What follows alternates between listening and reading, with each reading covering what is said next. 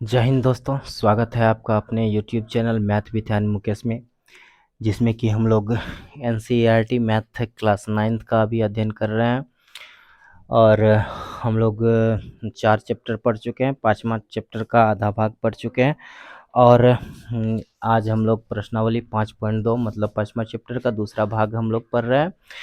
और इसमें हम लोग कुछ नहीं, पहले जो पढ़ चुके हैं यूक्लिड के ज्योमेट्री के बारे में, उसी में से कुछ अधिक जानकारी प्राप्त करेंगे। इसीलिए डायरेक्ट हम लोग कहाँ आते हैं, प्रश्नावली 5.2 में आते हैं। पहला क्वेश्चन कह रहा है कि क्या आप यूक्लिड की पांचवी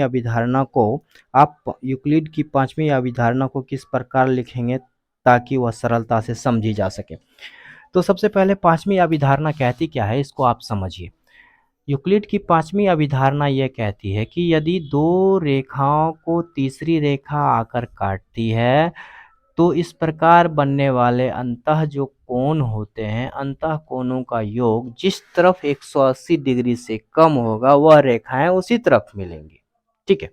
और जिस तरफ अधिक होगा उस तरफ क्या होगा, वह रेखाएं फैलती चली जाएंगी।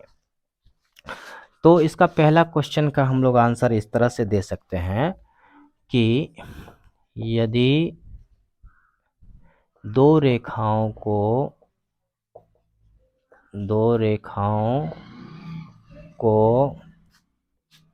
कोई तिर्यक रेखा काटती है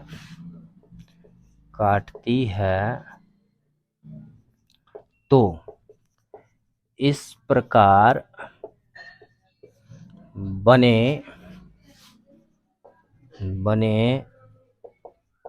अंतः कोणों का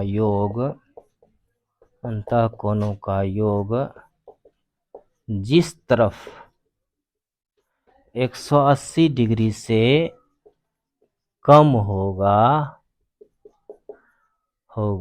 वे रेखाएं उसी तरफ एक दूसरे को काटेगी, ठीक है। एग्जाम्पल में हम लोग ये देख रहे हैं, ये इस दोनों का मान के चलिए एंगल 1, एंगल 2, एंगल 3, एंगल 4 है। तो angle 2 plus angle 4 is less than क्या हो जाएगा, 180 डिग्री। इसका मतलब angle 1 plus angle 3 is greater than 180 degree हो जाएगा। तो अगर यह लेस हुआ, जिधर से यह लेस होगा उधरे जाके कटेगा, मतलब जो है सो इसको अगर हम आगे बढ़ाएंगे इस तरह से तो यहाँ जाके यह अंतिम में कट जाएगा। यही हमारा क्या कहता है, यूक्लिड का दूसरी पांचवी अभिधारणा हमें बताती है, ठीक है। अब देखिए इसका दूसरा कह रहा है, इसका दूसरा नंबर कह रहा है क्वेश्चन, इसको आप लोग नोट डाउन कर लीजिए, फिर हम लोग आगे बढ़ेंगे। दूसरा नंबर भी के लिए भी फिगर बनाना होगा। चलिए आप लोग इसका स्क्रीनशॉट ले लिए होंगे।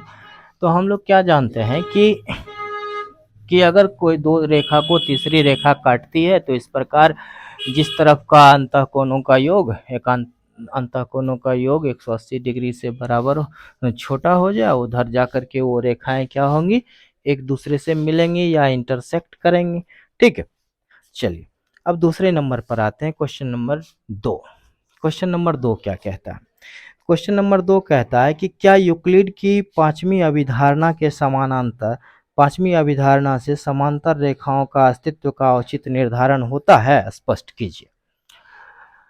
अब देखिए यूक्लिड की पांचवी अभिधारणा से क्या समांतर रेखाओं का औचित्य स्पष्ट होता है, मतलब समांतर रेखाएं इससे परिभाषित हो सकती है।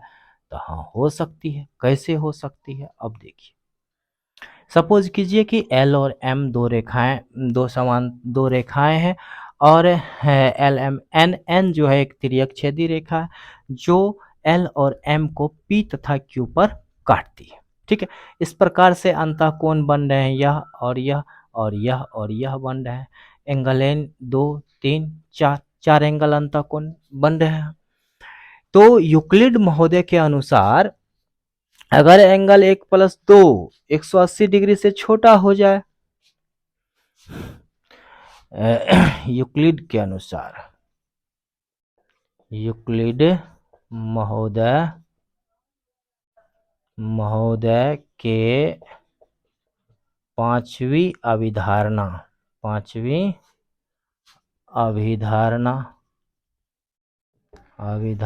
के अनुसार क्या होगा, यदि angle 1 + angle 2 is less than 180 degree, तो L और M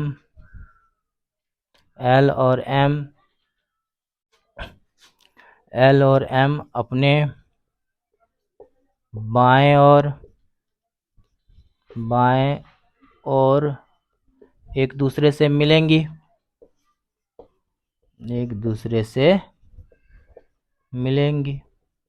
ठीक है। यदि ये हो गया केस फर्स्ट में ये आया, केस 2 में हम लोग आते हैं केस सेकेंड में। यदि angle 3 + angle 4 is less than 180 degree, तो L और M एक दूसरे से अपने दाहिने ओर मिलेंगे,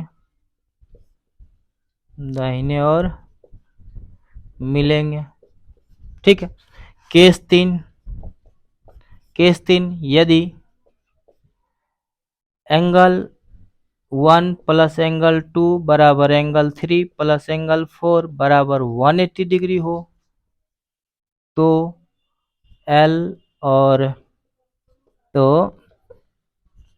रेखा L और M कभी नहीं मिलेंगे, अर्थात रेखा L समानांतर M होंगी, ठीक है। अर्थात इससे औचित्य हमको पता चल रहा है, तो आप इसको नोट डाउन कर लीजिए, स्क्रीन या फिर स्क्रीनशॉट ले लीजिए। तो यूक्लिड ज्योमेट्री में हमें जो सब पढ़ना था हम लोग पढ़ चुके हैं, और अब हम लोग अगले चैप्टर में अब पढ़ेंगे। क्या अगला चैप्टर है आपका रेखाएं और कोण, जिसको पढ़ने में आपको बहुत अच्छा लगेगा। यूक्लिड ज्योमेट्री में जो समझ में नहीं आया कोई बात नहीं, जो समझ में आ गया तो भी ठीक, नहीं आया तो भी ठीक। आप लोग जिनको समझ में नहीं आया वो बाद में समझ जाएंगे, क्योंकि आगे जो चैप्टर पढ़ेंगे उसमें सिलसिलेवार रूप से हमें समझने का मौका मिलेगा, और उसको हम लोग समझ लेंगे तो ये आसानी से हमको अपने आप बाद में समझ में आ जाएगा। और या फिर जो हमारा बेसिक पढ़े होंगे उनको तो सारा समझ में आ ही रहा होगा। तो आज का क्लास हम लोग यहीं तक रहने देते हैं, फिर हम लोग आगे मिलते हैं। जय हिंद।